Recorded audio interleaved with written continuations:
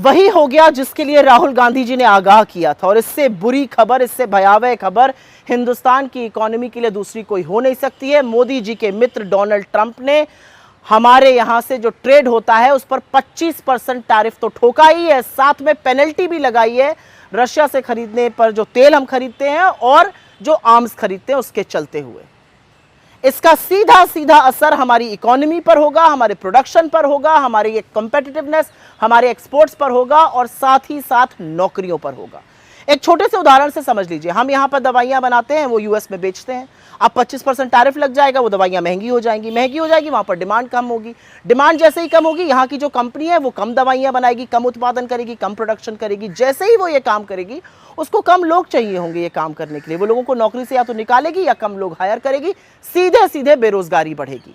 इसका जो भयावह असर है वो इलेक्ट्रिकल सेक्टर पे, इलेक्ट्रॉनिक सेक्टर पे, कंप्यूटर्स, टेक्सटाइल, यान, जेम्स एंड ज्वेलरी, उन सेक्टर्स पे पड़ेगा जिसमें नौकरी का बड़े तौर पर सृजन हो सकता है। इसका जिम्मेदार कौन है?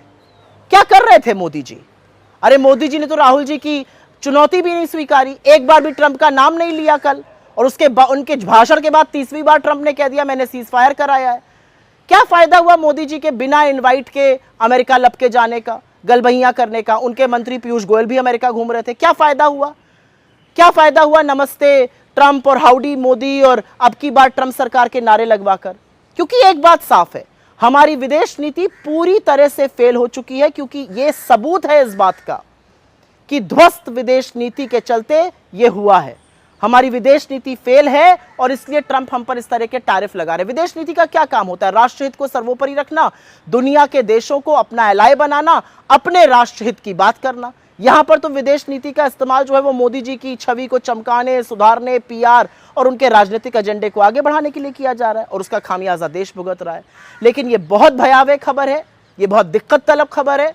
और दिक्कत इस बात की है कि इस टैरिफ से हमारे यहाँ का प्रोडक्शन, हमारे यहाँ के एक्सपोर्ट्स, हमारे यहाँ की इकोनॉमी, हमारे यहाँ के जॉब्स, सब पर बुरा असर पड़ने वाला है।